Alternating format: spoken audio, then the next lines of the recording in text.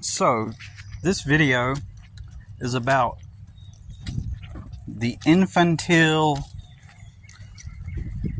state of being when you are working for someone else, working for another man at his business. When you go to a warehouse and you are working for that warehouse, you aren't merely it's not an authority. You know, that warehouse, some great hand of authority that's the authority of the warehouses did not suddenly, come into existence and it's just, placed there. There's no authority.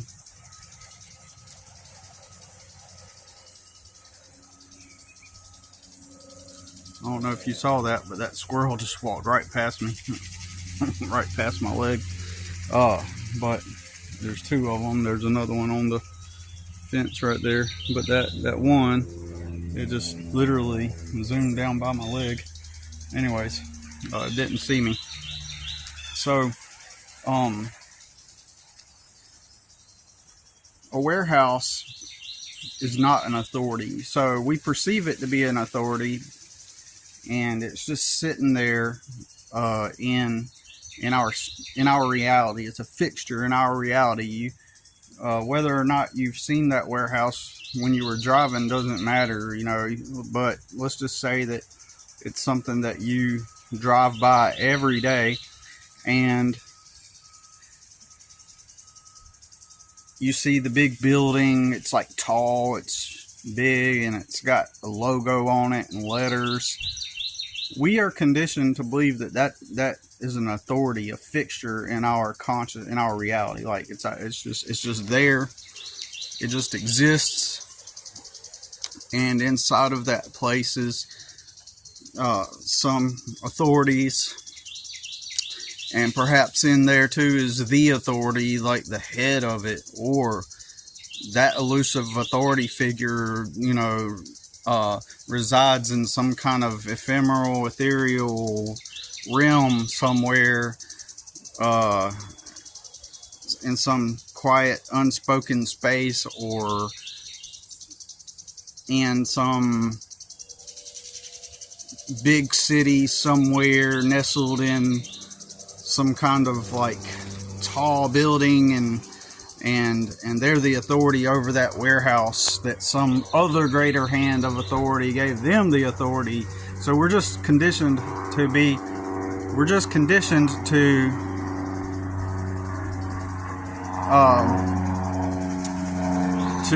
just perceive everything as authorities. They're all authorities, and that can be anything too. Everything from that warehouse all the way down to the mom and pop shop. It's another way we perceive too, because we perceive mom and pop shops as if they are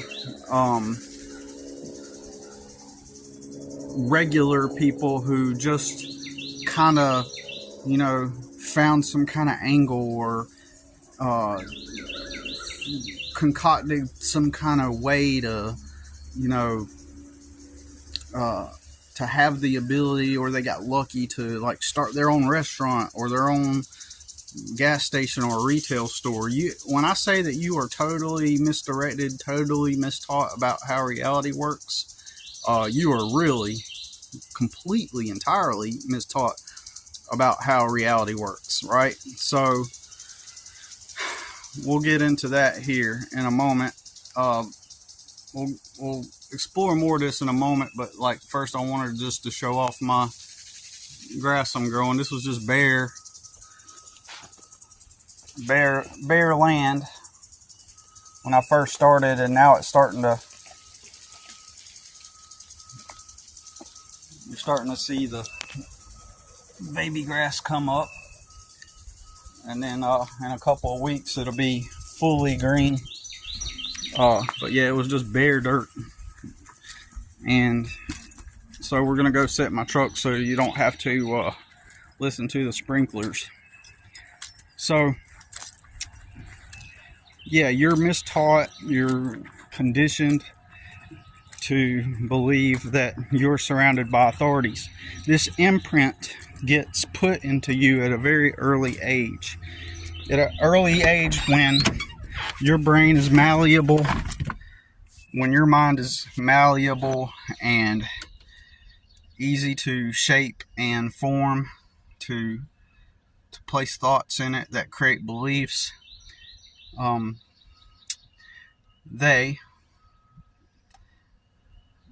explain who they is in a minute, or who they are. What they do is they created a system to introduce you and to shape you and to condition you into getting accustomed to this whole idea of obeying authorities. And so how do they do this at that age? They create the public school system, and they make it a requirement. And you go in, what's the first thing you see is a big, huge building, and that is unusual to your mind, right? As a kid, it's something new, it's novel. And when you're in that state of being, and this has been confirmed by an evolutionary psychologist that I used to know a few years back, and so he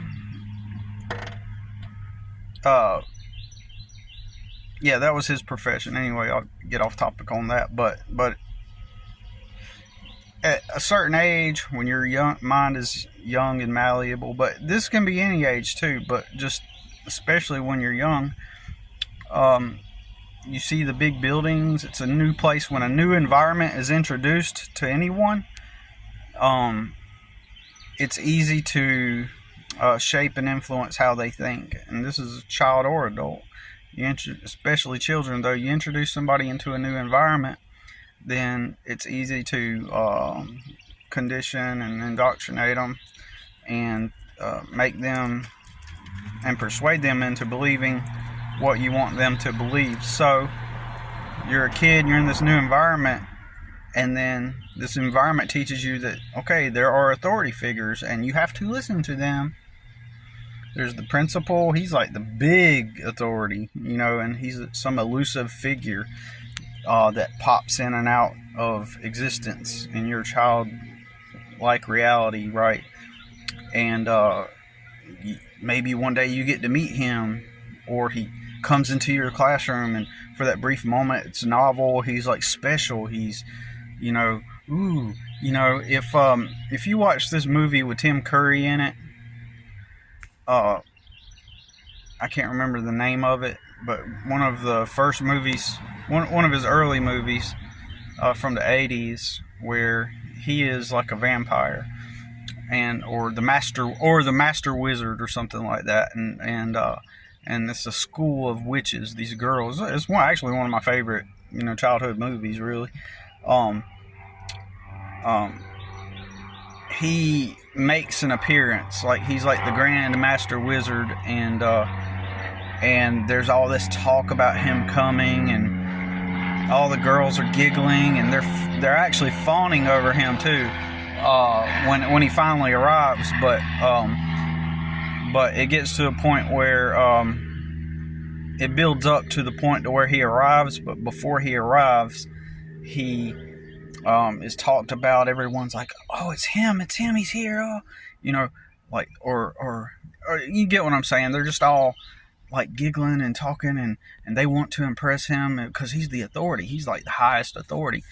You go watch that movie, and it's kind of like we view authority like that. It's like we kind of, in some way, we perceive that an authority figure is just that, not it gives them an otherworldly quality instead of like just being human. At some level we know that they're human, but there's this other quality we attribute to them that seems to be non-tangible, and therefore, because it's this non-tangible, undescribable quality, it must have some kind of power and authority. So So the principal comes into your classroom and you see him, and he's this important person. Over time, this conditions you to being used to the idea that there's some elusive greater authority on high, and that your teachers are your immediate authority. And so you obey them and you do what you're told. You put your finger up on your lip and you walk down in a straight line down the hall into the next room where you learn from some other authority figure about something, and you obey. They give you tasks and assignments to do. And then so now you are good. You are doing what you are supposed to do. So what goes on then is this conditions you to get into that pattern, into that groove of following orders and being obedient. And this is the process of stripping away your sense of freedom. And they don't need everybody to do that, but they need just enough people to do that in order to get everyone to be obedient. In fact, it's beneficial for them, for some people, to break free from that conditioning, to start little businesses or big companies, because symbiotically those empower, the people with the big businesses, or any business, work in symbiosis in a way that they benefit from each other. If the majority follow and then the small number kind of break free from that pattern, then it's not a threat to the bigger powers that be at all, because those smaller businesses kind of help them, even though those greater powers that be are getting rid, slowly over time, seem to be getting rid of those smaller businesses. So this is just control. This is to strip you of this idea that you're free. Now, they'll call it freedom. They'll sell you the script. Here's the script. They'll tell you this. Basically, this is the script put into you, that you're here around the authority figures, and someday you're going to go work, and this work that you're going to do, you're going to be introduced to another authority figure, and that authority figure is going to hand you an assignment, just like the teachers does. Hand you an assignment, and then you get rewarded. You get a pizza party for lunch. You get a 2-week paid vacation. Good job, right? So they're conditioning you, and just working for somebody else is part 2, is phase 2 of your, being pushed through that script, through that funnel, through that system, and it removes you from real freedom. And when you're indoctrinated, you don't think, because I've been indoctrinated, we all have been, but when you're getting pushed through that system, through that way that they have it set up, it removes you of freedom, but they tell you the freedom. So what the freedom is, they tell you what the happiness is. They say, so you can be a fireman or a policeman or a doctor. They always highlight, and especially in school, they don't say, well, maybe you can be an accountant or the trash man, or maybe you can be the janitor, or maybe you could be a manager at McDonald's one day. They don't tell you all the other jobs. They highlight the ones that are perceived as like the greatest, value givers in the society. They tell you about they tell you about I got distracted. Somebody texted me, my bad. So they tell you it's exciting, and someday you'll have this career, and they're teaching you that after you leave this place where authority is, you will become hired by someone, and you can be whatever you want to be, and then they tell you that, and then they say, now here's the list of things that you can be, right? And so anyway, they call them employers. They don't even use verbiage or wording that depicts reality that describes reality for what it is. Instead of telling you, hey, what are you going to do with your life? What are you good at, and which product or service are you going to offer when you get out of school? They don't tell you that. Instead, what they tell you is employers, see, even just saying it that way, stop saying it that way. Stop saying employers are hiring. Employers. It denotes this and attributes this quality to these ambiguous figures when you say it that way, that have the tasks. So the teachers have the tasks for you to do, and they were given that their task to do by the principal, right, who was given that authority by some other greater authority. And they all have tasks. So employers, they're going to offer you, when you get out of school, there are going to be these employers. They don't say business owners. They don't say peers who have decided to offer a product or service and sell it to the market. They don't tell you that. They only tell you that, hey, you're in here around the authorities. We're the authorities now, and when you get older, there will be authorities called employers, and they will have these tasks for you to do, and they will pay you, and then you can live your life, and you use that money to get you a house and get you a family, and then they will give you 2 weeks vacation, and you get paid for it. Think about that. Wow, how exciting. You get paid to go on vacation, and that sounds fun. Woo! We're sold on this idea of vacation. Not to say there's anything wrong with getting away and for a week or two and spending some time somewhere and getting away, but let's just be real. If you are doing if you are being who you actually are, and you are being yourself, being who you actually are meant to be, and you are aligned with your purpose and your true self, and you are offering a product or service yourself, right? And they don't teach you that, right?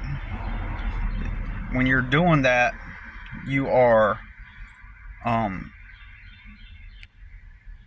a lot of the time you're not even going to care about having a vacation, because you love what you do. You love who you are. And in fact, when I can't count how many people that I've heard that are self-employed or have their own business, they would rather be doing that. Like, they find life purpose and gratification in that alone, right? They don't need the vacation. So need. So that don't get me wrong. Like, I still, for example, would love to go spend a week at the beach and go play putt-putt and do some leisure stuff, right? Leisure is fun, but it's not ultimately spiritually fulfilling deep within. Leisure is fun, but in my opinion, once you get to a place where you're aligned with your true authentic self and you're doing what you really want to do, or you're on that path, then you don't care about those things. But that's the stuff that they feed you. You follow what I'm saying?